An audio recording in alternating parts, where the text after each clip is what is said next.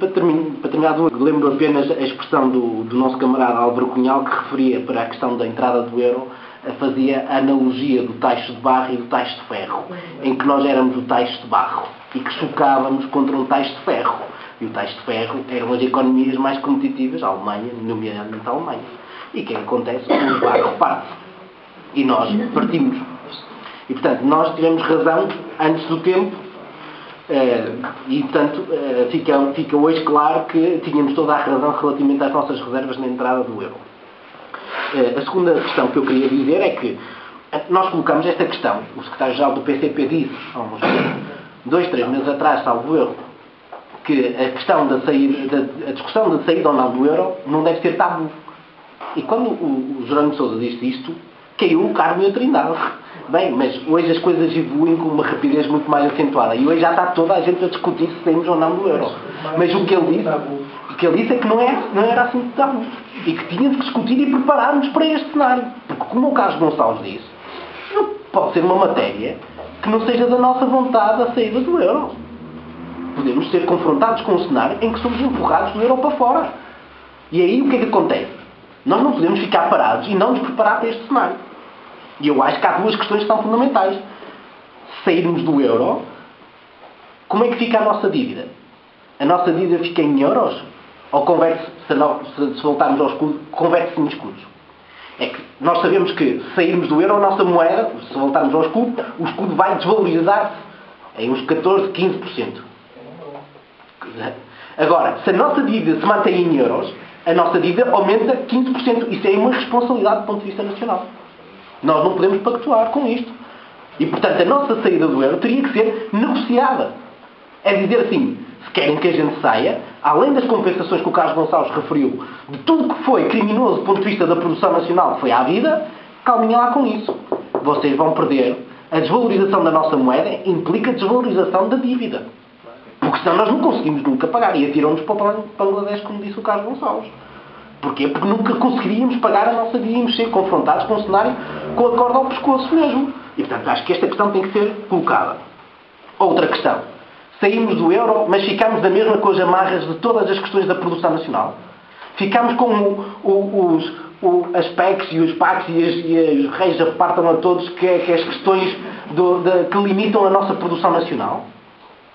Saímos do euro, mas ficamos na zona na Europa com estas limitações à nossa produção nacional, em que não nos permitem refrescar, que não nos permitem produzir mais na agricultura e numa série de números. Não pode ser. Nós temos que produzir para compensar. Portanto, esta questão também tem que ser, na minha opinião, colocada. E, portanto, aqui a questão não é simples, mas importa, acho que aqui o Carlos Gonçalves disse muito bem, é que nós temos uma perspectiva de defesa dos interesses nacionais, independentemente do cenário que está aqui colocado. E nós temos que olhar para os interesses nacionais que estão aqui, que estão em cima da mesa. Uma referência, eu acho que, não sei se já utilizei este exemplo que eu gosto muito de dar, que decorre da intervenção do partido. Uma vez, se já ouviram, peço desculpa, mas vou repeti-lo. Porque uma vez eu nasci na Alemanha porque sou filho de imigrantes. E quando tinha a tarefa das comunidades, fui à Alemanha e fui falar com portugueses. Então foi uma sessão parecida com esta, em Düsseldorf, em que falei com alguns militantes do partido, mas a maior parte não eram militantes do partido. Era portugueses, comunidade portuguesa que lá estava, que queria ouvir a posição do partido. Eu, a determinada altura, comecei a falar de todo o retrocesso que estávamos a assistir na Europa, e os trabalhadores alemães, eu na altura, os meus pais, ainda com a União Soviética, tinham um conjunto de direitos que hoje os trabalhadores alemães não têm, porque mesmo os portugueses que lá trabalham, ninguém tem, portanto, perderam um conjunto de direitos de uma forma significativa, e eu estava a explicar que, precisamente, há uma grande ofensiva contra os trabalhadores na Europa. E com algum receio, tenho que o admitir, disse assim, estava com medo da reação daquelas pessoas e disse, a partir do momento que caiu a União Soviética, o capital ficou com as costas largas e, avançou contra os trabalhadores em toda a Europa. E eles reagiram bem e bateram palmas. Porquê? Porque mesmo gente que não tem nada a ver com o partido percebe que foi com o fim da União Soviética que o capital encheu o peito de ar e toca a malhar sobre os trabalhadores. E começaram a atacar um conjunto de direitos em toda a Europa contra quem vive do seu trabalho. E é esse o momento que estamos a ver, como disse o Carlos Gonçalves muito bem. Para terminar, Atenção que estas propostas que estão aqui em cima da mesa, nada disto é lei. Com exceção da redução das indemnizações para os trabalhadores que já estão, para os que vão entrar no mercado de trabalho, para os antigos ainda não foi alterada a lei, com exceção de quem entra no mercado de trabalho hoje já tem uma indemnização mais pequena, se for despedido. Tudo o resto que aqui foi referido ainda não há lei, ainda não é lei. A proposta de alteração da lei de mais meia hora de trabalho por dia entrou há poucos dias na Assembleia da República, foi hoje decidido na Comissão de Trabalho que vai para discussão pública por 30 dias e, portanto, o prazo de discussão pública em que os sindicatos, as pessoas podem pronunciar sobre a lei, termina em 19, 20 de janeiro e depois começa a discussão na especialidade da matéria. Portanto, importa aqui dizer que ainda falta correr muita água. E, portanto, camaradas, agora neste período de Natal é comer muitas filhoses e rabanadas, descansar um bocadinho, porque depois temos muitas lutas pela frente.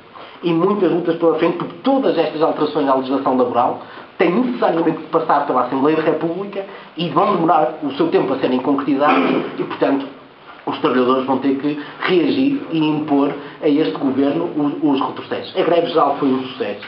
Eles fartam-se de dizer que não têm, que aceitam a greve geral, mas no fundo eles sabem que aquilo foi um confronto de titãs relativamente àquilo que é a luta de classes. Esta semana de luta causa-lhes uma moça desgraçada, porque são os plenários dos trabalhadores, são as greves que foram trabalhadas, foram as manifestações, foram os dirigentes sindicais em luta e em esclarecimento dos trabalhadores.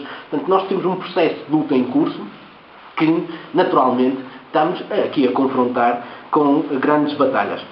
Mas, efetivamente, é possível travar este caminho. É evidente que é preciso transformações bem mais profundas da nossa sociedade, da correlação de forças, não é? Aquele Parlamento tem uma composição que defende os interesses, como disse, 80% daquele Parlamento, que é a expressão que eles utilizam, defende os interesses de meia dúzia de grupos económicos. E quando os trabalhadores perceberem que é preciso eleger um governo que efetivamente defenda os seus interesses e que olhe para os seus direitos, aí a coisa pia fininho. E aí o rumo da história pode-se novamente inverter e conquistar direitos e progredir no que diz respeito àquilo que são as condições de vida dos trabalhadores.